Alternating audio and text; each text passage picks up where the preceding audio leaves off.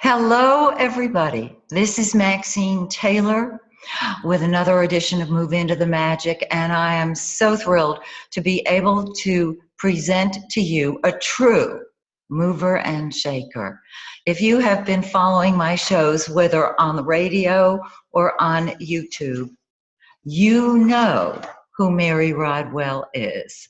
And once again, she is my guest tonight. For those of you who have not had the thrill of hearing Mary speak, let me tell you a little bit about her, and you'll understand why I am absolutely delighted to have her back. She's halfway around the world in Australia, and she made time for us.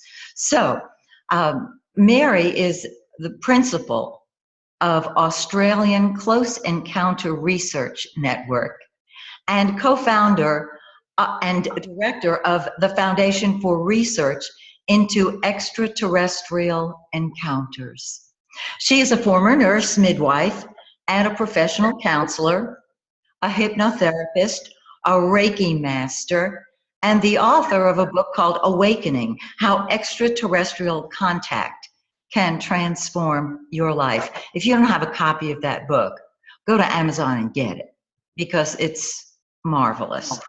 Mary has worked with over 3,000 individuals and families who have experienced contact with non-human intelligences. She's currently writing, and this is why I invited her also, she's currently writing her second book, The New Human.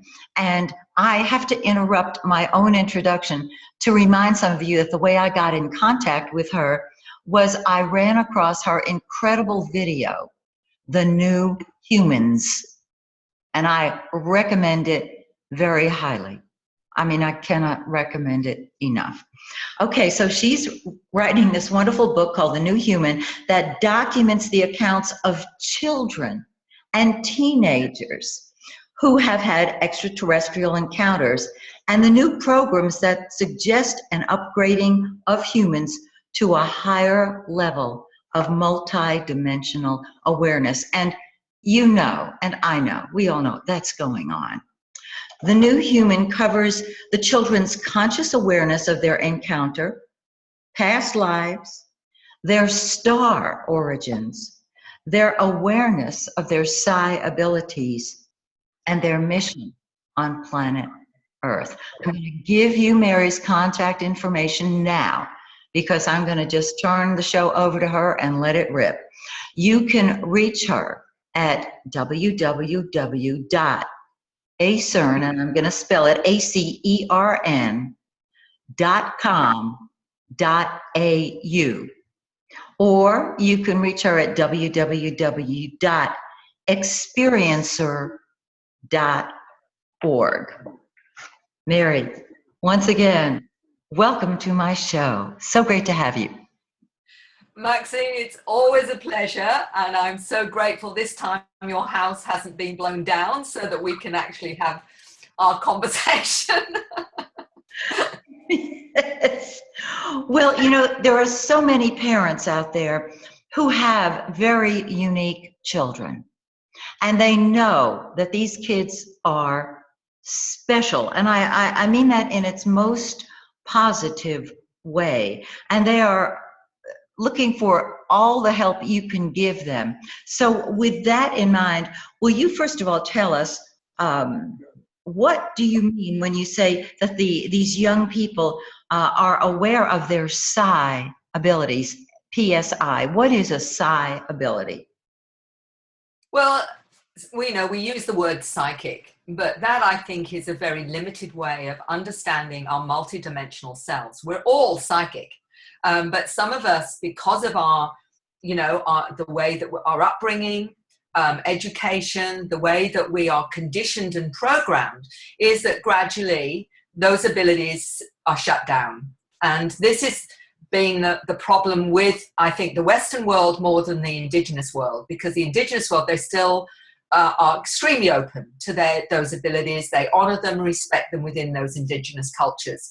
But Western society, through our scientific educational programming, says unless you can touch, feel, see, smell it, or hear it, it isn't real. And we all know we have abilities where we've sensed things, we've had intuition, we've had a feeling about something and it's been accurate. It takes you out of left brain logic and analysis to a sensing, knowing, feeling, and a knowledge of something. Well, the interesting thing is with the upgrades, and these are children that have often been born to parents that have had extraterrestrial encounters, not always understood what they were. They may have seen it as a spiritual experience. They may have thought, you know, that through their religious lens, it's an angel rather than a light being. It doesn't really matter. But what it does mean is that they've been aware that they've had interactions with other intelligences, whether they see that as guardian angels, spirit guides, whatever, Uncle Joe that's passed on or whatever. It doesn't really matter. But many of them will say, my guide is a blue being or an energy being or something like this. To me, it's the matrix. It's us connecting to the non-physical world, which, you know, in scientific worlds is the holographic reality or quantum mechanics. All of this is saying that we have a consciousness, that we are part of a consciousness, and we interact with that multidimensionally, which means that when we honor those abilities, that sensing, that knowing, and then children particularly do it naturally, they have maybe, we think, an imaginary friend, which to them is a guide and a helper. They can tell you about the imaginary friend that teaches them things, that shows them things, teaches them about a reality that connects to consciousness.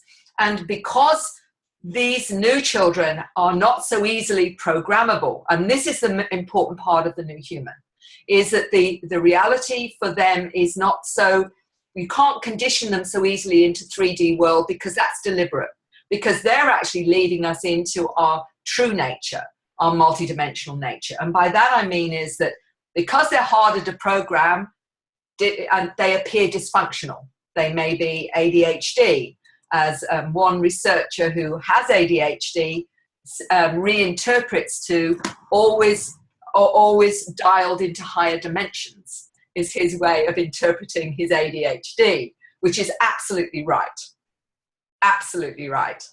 Asperger's, they say it, they call it as it is, because they do not mess around with masks. So don't ask them to be diplomatic, because they're going to say as it comes, because it's about honesty of thought.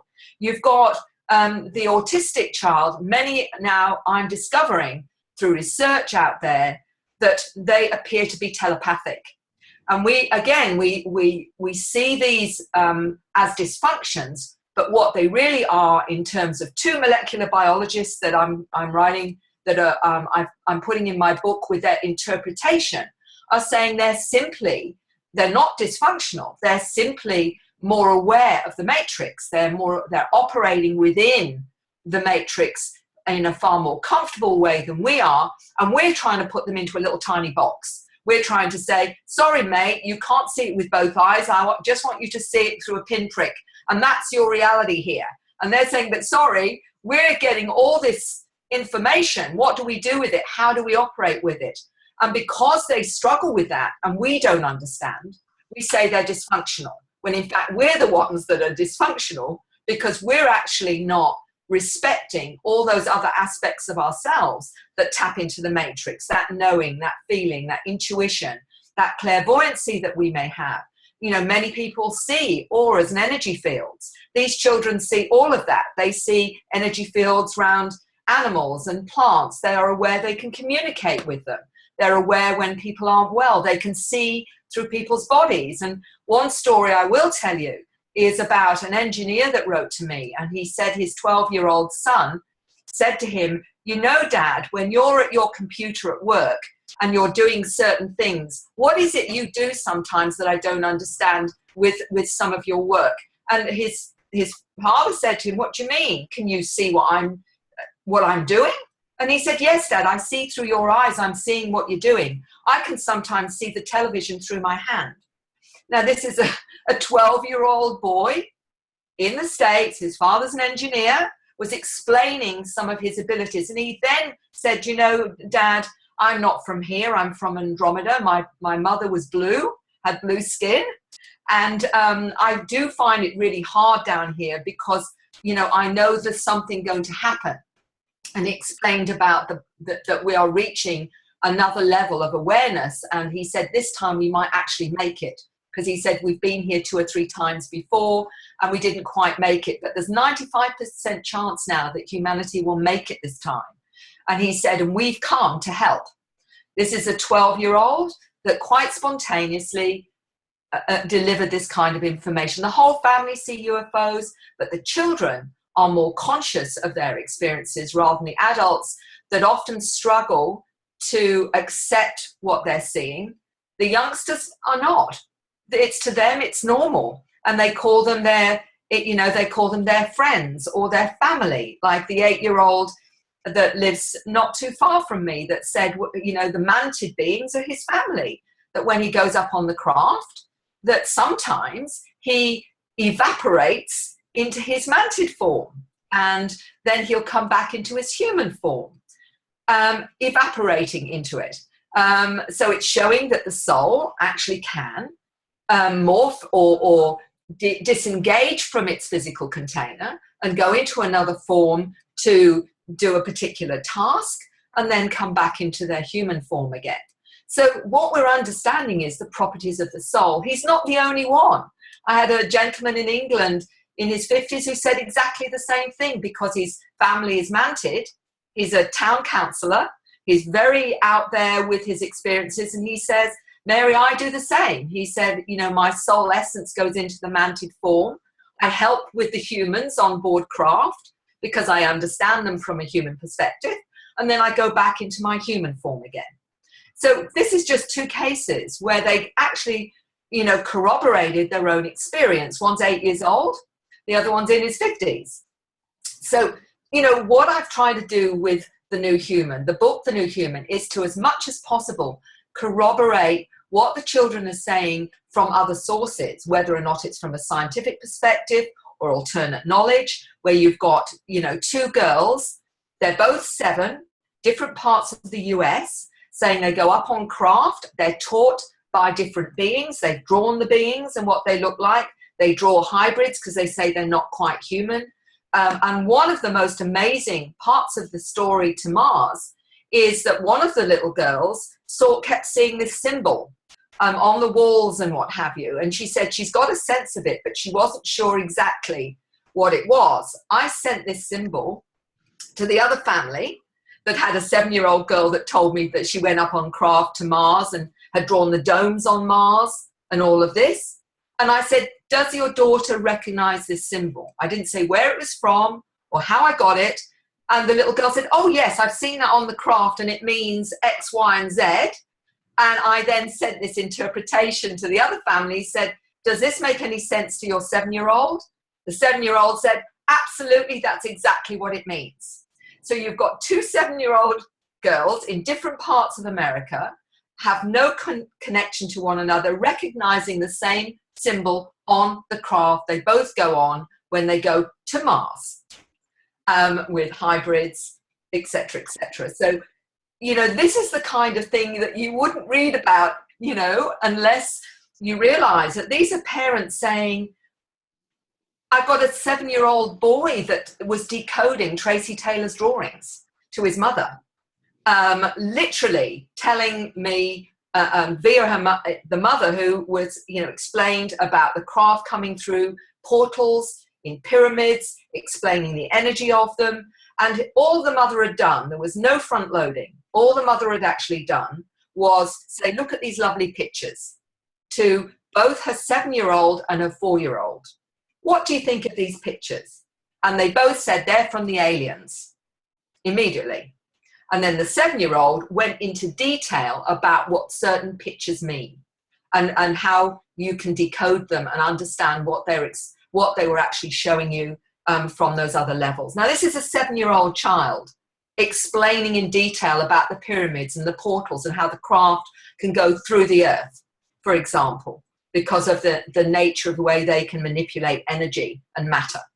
Now, this is a 7-year-old doing this. And this is what continually blows me away, because the mother will write and say, Mary, I'm getting scared because my my son's saying this. I don't know what to make of it. What do you say to that when they tell you these things? What do you say, when they're coming out with this kind of information? And so for me, the book is about telling the stories. It primarily is either through emails that the parents have written to me about their child, saying, my child's talking about going through walls, going and being taught on craft, where they're from. I had a 9-year-old that I was talking to his father in the US. His father has had incredible experiences, and his 9-year-old son interrupted his father and said, Dad, I need to speak to Mary. So I was, okay, right. So I said to him, why do you feel you can speak to me? And so he said, well, it's because of your frequency. And then he says, my past life was Orion. I used to work on higher technologies, including time travel. I am a light physicist, and I have come here with this awareness. He said many scientists here won't have an understanding because it's too in advance of what they understand. He said the nearest to understanding what I can do, he said, is probably Tesla. He said, but he's a baseline. The information that I have is way beyond that, but it's a good start. Oh my word. Pardon me, I am for the first time in a long time speechless. This is fabulous information.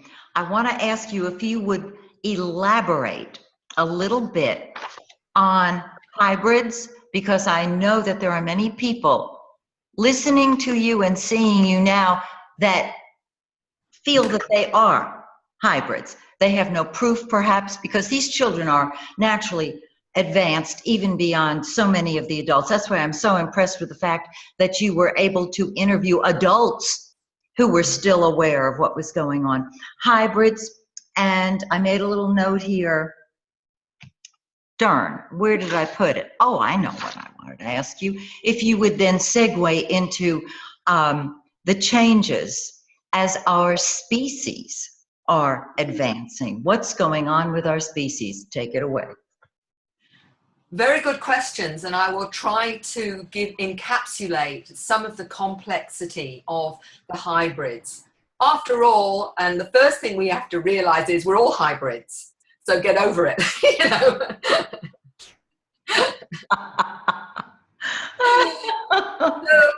that's the first thing that you need to understand. I was talking with a minister in England who is supporting, believe it or not, a little 10-year-old that talks about his past lives. And one of the past lives he talks about he was talking about the Anunnaki. And he said, they didn't really like how human beings were, so they altered their genes to make them more like the Anunnaki. Now, remember, this is a 10-year-old in England.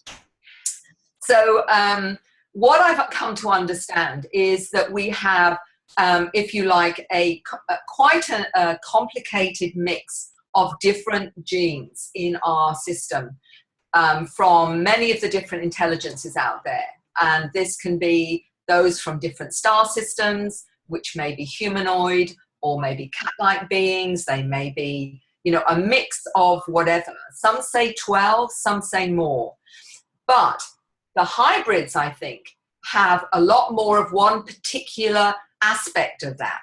So they may resonate more to a particular species than human. And I met a beautiful lady that told me she was a human reptilian hybrid who I met in England. Beautiful lady. And she said, honestly, Mary, she said, I relate more to my reptilian side than ever I do as a human. I don't like my human form very much.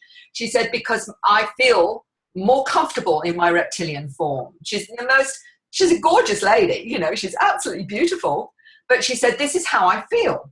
And I know she's one of maybe many, many that for whatever reason, they have a particular connection to a particular species, just like the 8-year-old said he's manted, because that's the aspect of his genetic makeup that he most resonates with, or the frequency of that particular species. And what we're finding now is that more and more as we wake up, we're becoming more aware of the frequency we most resonate to in terms of our genetic code and our connection to the beings. Some will say, I feel Pleiadian, I feel Arcturian, I feel I'm from Andromeda. What they're really doing, they've got a mix of all of the genetics, but they are resonating to a particular frequency of a particular species now. And so they will feel like they're a hybrid, or they'll explain this is as much as I can understand in simplistic terms. There's a really good book out called Meet the Hybrids now. Barbara Lamb is one of the authors, which is really good. But where I'm coming from with the new human is I'm explaining what the children say about the hybrids and the depth and how profound that is. And again, if people say, well, why the children and the teenagers? Because for two reasons. One, they don't watch, many of them, well, the small children don't watch talk shows. They don't read books on this. It has a clarity and a purity and an authenticity that you don't always get with the adults. As they grow older, we get shut down. We begin to doubt ourselves. All of those things that happen to the rest of us that lose that connection that we had as a child. The children, they say it as it is. They say it as they understand it. And for me, even with the editing, as little as possible, just so it will read how they articulate their reality and how they understand that they can communicate with animals. Like this 8-year-old told me, he's come down to help people understand animals. That's his mission. That's his job. I've got a 9-year-old in Europe that says she's speaking the languages. Part of her understanding is that she can speak one of them to heal water. That's her name for reprogramming water.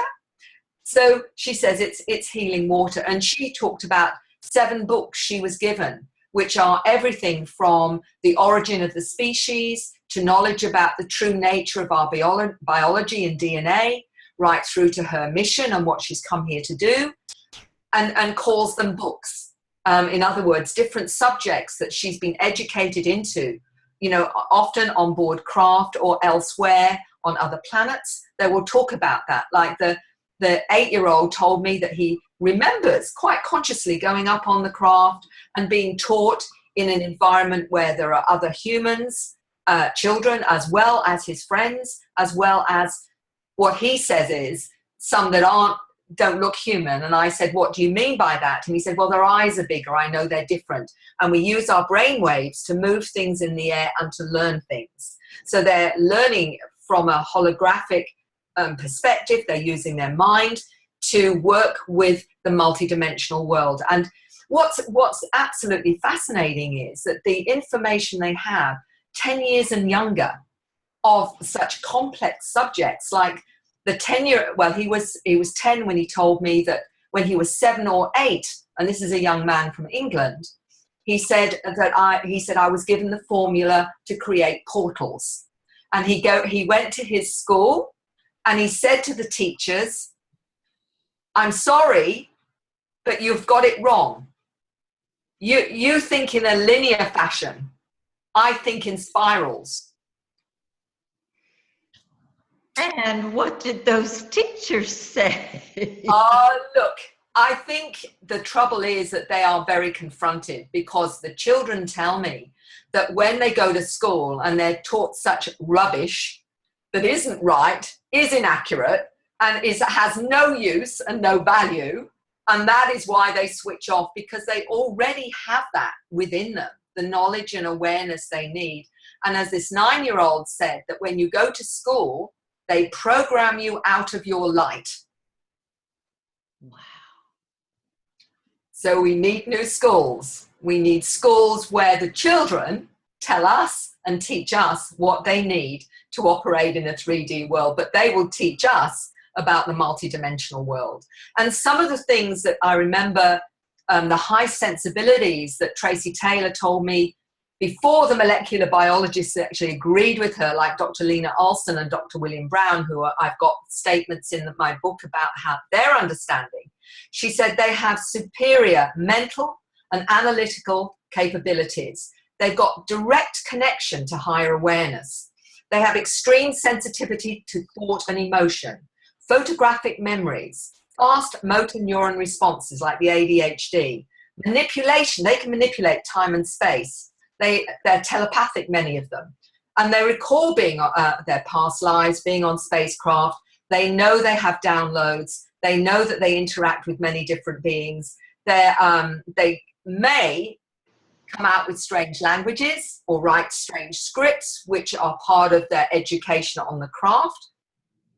And they're aware of their origins. They sometimes are even aware as a soul coming in. They will say that they have memories prior birth of seeing their parents and actually, you know, knowing the environment they're going to incarnate into.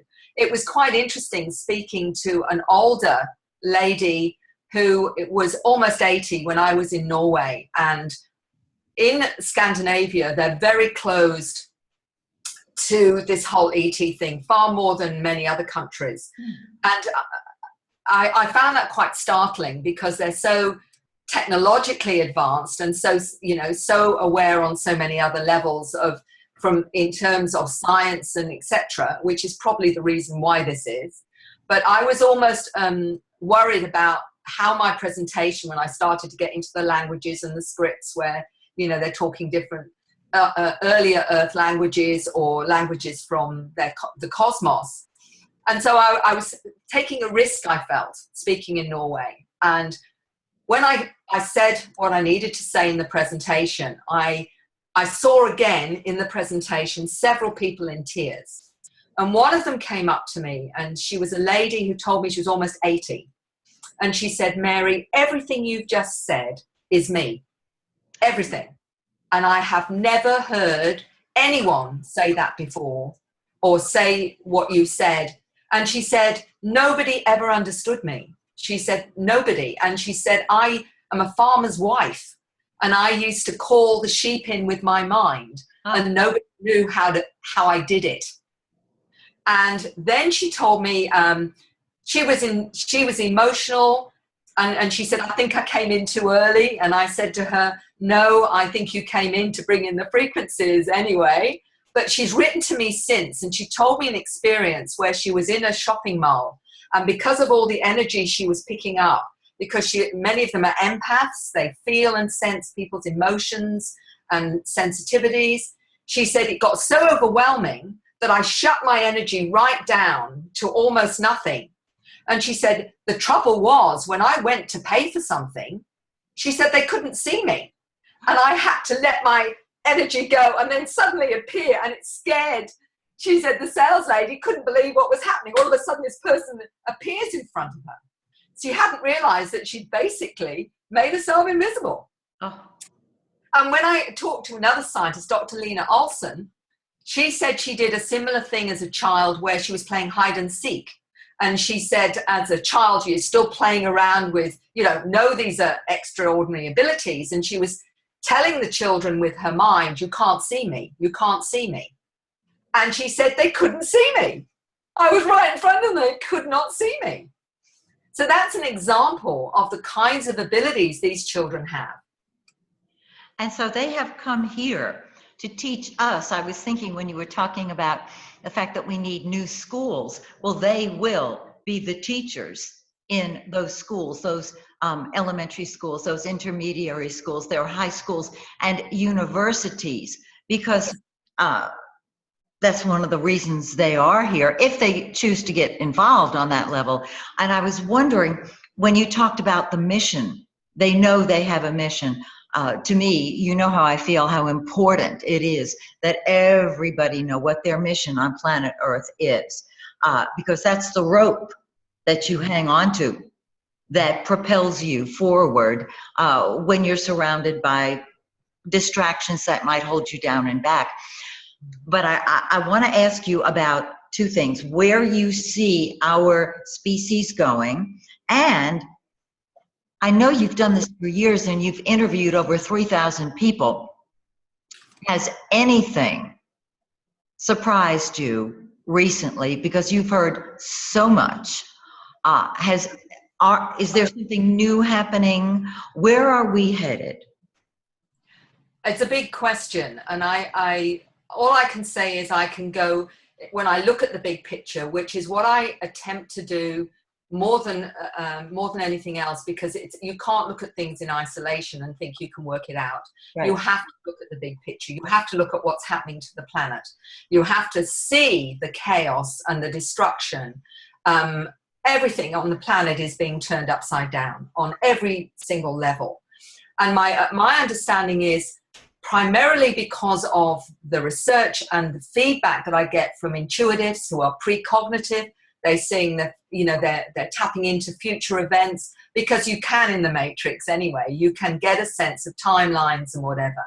They're all saying this is part of the shift, that we have got to let go of the third dimensional limiting reality. As Dr. Olson says, we're separating out into low frequency people and high frequency people. Yes. And the low frequency people, they're making a choice to stay with the present paradigm. But there's many that are saying that no longer fits for me. And this is what's happening with a lot of those having these multidimensional experiences, whether it's ET, whether it's having a near-death experience, shamanic experience, or whatever. It's shifting you to another level of awareness.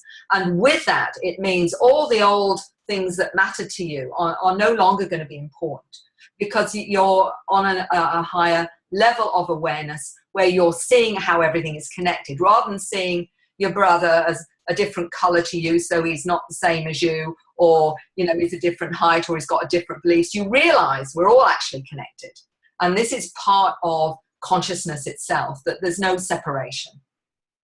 So when you get that, you don't look at borders, you don't look at I've got more than somebody else. None of that is important. The whole way that we're taught to value that, the house and the car and better than Mrs. Jones down the road or whatever, none of that makes a blind bit of sense anymore, because you're aware there is something far more important in terms of why we're here, what is it all about, and the soul journey. So with that in mind, what I believe is happening is that we've got aspects of souls from all over the cosmos, from multiverses, that have seen the need of planet Earth to shift in its awareness and in its understanding of what really matters. And they've come with all their talents, all their abilities, all their awareness from, different star systems that focus on different things, whether it's healing, whether or not it's supporting the planet energetically. I've got a little boy who talks about communicating with a meteorite, and the meteorite telling him where it landed and what was important to it. This is a solid object that people would just think is ridiculous. He says it has feelings, is the 8-year-old saying it has feelings. What do we know, So what I'm seeing is this is happening, and this chaos is part of the preparation for letting go of all the old so that we can move into the new. And these children have come to birth that with with the older generations providing the bridge, so we can support them so they can do their job. And that's why we need new schools. I talk about an awakening center that I would love to see happen, but primarily I want to see a new way of supporting the children with this awareness so they can do their job that they've come here to do, that we facilitate that, and they teach us what we don't know. So it's the complete reverse of the way we do it now, where we think we know when in fact we don't. We haven't got a clue, actually. They're the ones that will teach us what they need to. I talked to a 17-year-old in New Zealand who told me he's come in as an ambassador from Arcturus, and he said he's an ecological engineer. In other words, he's come in to provide a way of creating environments that we can live in, which is in harmony with the planet, rather than the way at the moment that we adjust the planet to suit us. It's actually going to be the other way around. And he's come in with that. He speaks Arcturian. He knows that this is his job, and he's in the book too. He did the most amazing presentation for his school at 15, which was a pyramid with crystals about how to expand consciousness. 15-year-old, in school doing a project on pyramids and energy and crystals. This is the new kids. It's everywhere. You can't deny it. And this is why I think the information is going to be helpful, because often all we need is someone else to say, my kid does that too, or my kid feels that too, because we just need reassurance that it's okay, because unfortunately, in the mindset that we have now, don't you dare say that you can see things or hear things that are not acceptable, because you're obviously then needing a psychiatrist. This is rubbish. It's absolute, total rubbish, because it's a discrimination against personal reality, which is the worst thing you can do to anyone, to tell a kid it's not seeing what it's seeing. You know, what right have we to tell anyone that their reality isn't okay when we haven't a clue ourselves? Absolutely. You know, as you've been talking, I think back to that amazing video, The New Humans, and your book. To me, I wish that somebody would come along and take your book and make it into a documentary, because seeing is believing. And all of those people, these beautiful children, of course, by the time this happens, they may be a little older, but there are still new kids coming in. Wouldn't that be just the most marvelous movie? And The New Humans stands on its own as it is. But I can see that happening. And I want to encourage any movie producers out there to think about interviewing Mary Rodwell for this, because the time has truly come. Now, you had mentioned something that is very dear to my heart, and I wanted you to just elaborate on it a little bit. You talked about how this deals with healing. You know, the old method of allopathic medicine, and there's much to be said for it, it has its place, is changing. So many people are dealing with herbs and supplements and energy healing. I mean, that's what I do. Please, can you elaborate by sharing some of the things that the children may have shared with you on healing as they're seeing it now? I saw some of it in the New Humans video, which was marvelous. Can you add to that? Yes, I think that what we have to first realize is that we're energy. If you boil us right down to the smallest atom and whatever, we're all just energy. And obviously what happens through our lives, where we go through traumas, where we go through stress, all of that becomes attached to that energy and creates dysfunctions. So if we're going to the bottom line here, and why I love anything to do with healing, in whatever way it's done or however it's interpreted, is that what we're doing is that we're trying to rebalance that particular energy bundle, for simplistic terms. And Edgar Cayce talked about the two new ways of healing were going to be sound and light and sound. Well, light is a frequency, and sound is a frequency. What that does is it rebalances the energy systems. And this little 9-year-old was saying it. You know, she speaks a language, and that actually heals water. It reprograms water. And Masaru Emoto talked about this with water itself. He talked about the fact that prayer, intention, music, certain types of music, actually could rebalance the molecules of water into a healthy state and beautiful pattern again. We're 70 to 80% water. So to me, this isn't, there's a science with this, and some of the science also has been talked about in Russian research, where they say human language can actually change the configuration of DNA. They've already seen this can happen. What is it? What is language? It's a frequency.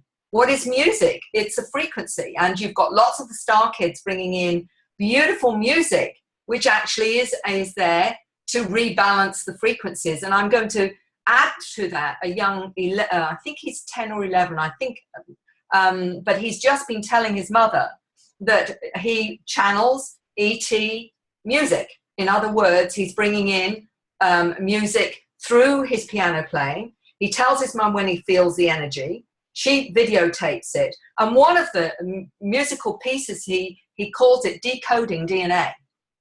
He gets the name of the music before he plays it. And one of them is on meditation. One of them's called Arrival. And he afterwards, he says, Mary, when I play normally, my hands after 3 minutes get tired. When I have this energy, I can play for 12 minutes and I don't get tired. And then he gets very tired afterwards. because of what he's bringing in. And these are the ones that heal him. He says they're the beings that heal him when he's had a trauma. He knows it's the same frequency. So what we're hearing with the star languages, when somebody has to heal or feels they're healing with beings that are, these non-physical beings, and they find them singing songs or different languages, they are tuning into the frequencies needed for that body to rebalance and reharmonize. And, maybe also what we've got to understand too is, when people are drawn to different colors, that's a frequency. So what we're learning is that if we're looking at energy, the way to affect energy is through frequency. I mean, it's pretty logical, really. Why mess around at the end with, when it's hard matter, where we've got to work from that level of just not we never look at prevention, we always look at cure. Well, let's look at prevention, and prevention is understanding how our energy works. And as this 9-year-old told me, is the stress of modern society, which is deliberate, by the way, is to keep us dysfunctional so that we can't be all we can be. She said we need to be 1.5% more energy than we are now to operate in the way that we're meant to. In other words, we're shut down. And a lot of these new healers, the children that say, I knew at 8 or 9 I could heal, and would go and heal mum or heal the cat or do that, they are just going as a conduit, knowing that these frequencies are coming from them. And I mean, we can all do it. It's, you've only got to believe that you can. You don't have to use a structure. Just trust and say, you know what, that's okay. I can do this. That's all you need to do, because intent is the way that we shift our own energy, and we can actually see then what we can do. And it's all about believing. As she said to me, this 9-year-old, Mary, human beings are amazing. They just don't, but they've got to believe it first before they can be amazing. So it's all about belief. It's all about that. It certainly is. And intent, I agree with you 100%. I feel like you are a collector. You collect all of these marvelous stories to share and lift us up. And I want to be a part of presenting these children when they're ready to all of our audience, because what they have to offer, the music, the healing, the art, this is something that will inspire us, because we see that if that child can do it, I can do it. Or maybe we say, no, that child is unique, and so I'm going to build an altar under that child. I'm going to worship that child. And I have a feeling that these children are not here to do that. They are here to show us that what they can do, we can do if we just know it. Yes. If we just know it. Now, what occurred to me, Mary, since you're writing this book and you collect these wonderful stories, there are people out there who might want to get in touch with you about their children or themselves. Are you at the point in your book where you're still receiving information? Now this show is going to be archived on my radio network as well as YouTube. And so by the time somebody sees it, that book may have been out and become a #1 bestseller already. But right now, at the present, are you receiving more information? Do you want to hear from people? Look, I'm always prepared to hear the stories, because I think it's very important for parents to get that validation. I've more or less got enough. I mean, I could write 3 books on this, but I've got about another 4 or 5 chapters that I've more or less got together. But if they ever feel that they still would like to share what's going on for them, sometimes some of it may be absolutely relevant to put in with what I already have. But either way, if they need to write, then they must write, and just be patient with me, because I'm trying to get a lot done in a very short time. Yes, I hear that. And I want to right now, before I forget, invite you to please come back once that book is written, because I've got to interview you. We have to share this information, and I want you to come back anytime you have anything to share. But we're not saying goodbye yet. I I had asked you if there was anything that surprised you from any of these people, because you, as I said, you've spoken to thousands upon thousands, but you're in tune, in touch with the pulse of what's happening. Please share that information about, is there anything that has opened your eyes? I think my eyes are being opened continually by some of the information, but one of the recent cases, which I'm still encouraging this particular source to say more about it, is, if you like, in the sense of conventional religion, because this source that came to me works in, for a church, and they sent me this information on this 10-year-old who they were supporting, because they happened to be quite open to this, and they were exploring it in terms of their own belief system, which is really interesting, because I've met a few of those within from churches that have gotten in touch with me on the quiet and said, I've experienced this, or I'm very interested in this, but being very careful in terms of how they describe it. But this little boy, there is a wonderful UFO image on from a church, I don't know whether it's Bosnia, but it's one of the European churches, of a spacecraft with a man in it. And this 10-year-old went and when he said, "This is my spacecraft. When I landed on Earth in my last life, I got the artist to draw that spacecraft that you're now seeing on this," I think it's in a church or something in Middle Europe. "I told them how to draw it because that's my spacecraft when I crashed, landed." So here is a historical picture that this child is saying is his, that he told the artist how to draw it because he landed on planet Earth then, and he was also connected to the Anunnaki, and he knew about the Anunnaki and how they worked with our genetics to make them more like them. And he described also that his goggles that he wore and his mechanical arm after the crash. So he was describing, I've got pictures of it. I've got the picture of what he drew, including, the coffin and what actually happened from when he crashed. And this is coming from someone within the church that actually sent this to me. Now, in Christian beliefs, reincarnation isn't part of that, So I'm hoping that they will say a little bit about how this has affected them to support this. Well, he's had ET experiences. The whole family got scared, so they went and saw their local minister and have shared it. And luckily, there's someone who is prepared to honor what's going on and actually resourced me. So that one's pretty cool. Yes, it is. You mentioned religion, and we see, I see the polarization in every area of life, religion being one of those areas. Have you received, I'm sure you have, information from these amazing children about the direction that religion is headed? Because so many people have a problem blending what these wonderful children are bringing in with religion, astrology with religion, etc. Will you comment on that?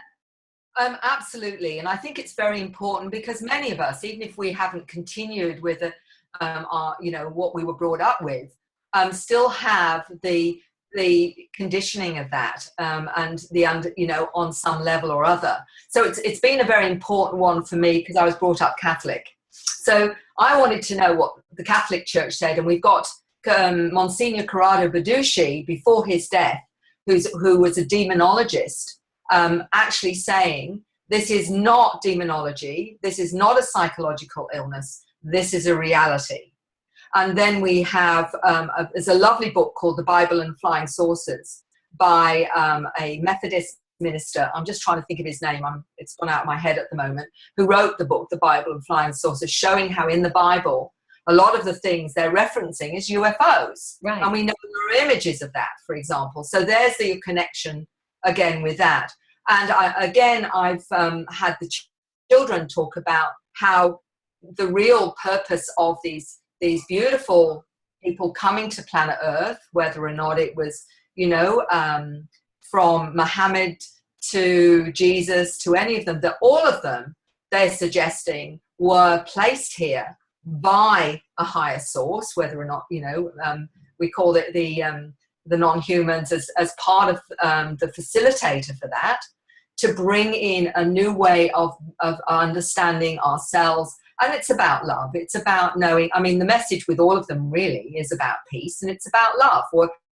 There's lots of dogma that goes around that and lots of strictures around it over the years. But primarily it's about love. And they're saying that we've lost the plot, really, that we've altered and changed that into a way that it was never meant to be. And the children talk about that. They talk about a more universal spirituality that, connects us to the source, whether you call that God, it doesn't really matter. As one 9-year-old said to me, God's a word that's very misused. Actually saying that it's got no gender and that it's like an ultra-terrestrial living in dayland with the angels and light. And that was her understanding of God. Oh, isn't that just beautiful? Mm. Oh, well, we have just a few minutes left, and I personally could sit here and listen to you all evening. For me, it's evening. For you, it's morning. What would you like to share with us before we have time for you to give us some parting thoughts? Take your time and just continue to raise our own level of vibration. Well, what I'd like to say is, with everything happening on the planet, it's very easy to get, fearful. It's very easy to buy into a lot of the fear, a lot of the darkness that you may be perceiving around you, and feeling and being pulled down by that.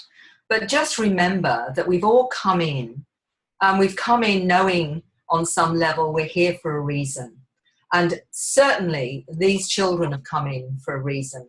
And if they come in with all these abilities and all this awareness and all this understanding of the way they wish to change what's happening here and to raise us into a new understanding of who we are and what we are, there's no way they're going to do that for a waste of time. They're not going to come and then suddenly it's all going to fall into a heap. They're only coming because they know it's going to happen. They know it's going to work. So hang in there. Oh, what a gorgeous thought. And listen, before we say goodbye, will you give out your contact information again? Because we've got time for you to do that. Yes, it's CERN, www.acern.net.au. But if you have difficulty with the website, I am on Facebook as well. So you can always email me there if you wish to. And also, my email is on, is available as well. And it's always stayed the same, which is starline@iinet.net.au. So it's very, very simple. And it's always the same. You can always reach me on those. And you know what? You all can reach Mary through me. If you're having a problem getting in touch with her, or if you don't have a paper and pen, just go to my website, MaxineTaylor.com. That's easy enough. And send me a note. Say, I'd love to get in touch with Mary Rodwell. How do I do that? And I will forward you to her. So, Mary, I can't wait for your book to come out. I thank you so, so much for being my guest again. You are always welcome. You know that. And everybody out there, I hope that you've enjoyed Mary Rodwell. I hope you'll join me again next time when once again we move into the magic and we look at potential. Until then, remember that when you change the way you look at things, the things you look at change. See you soon.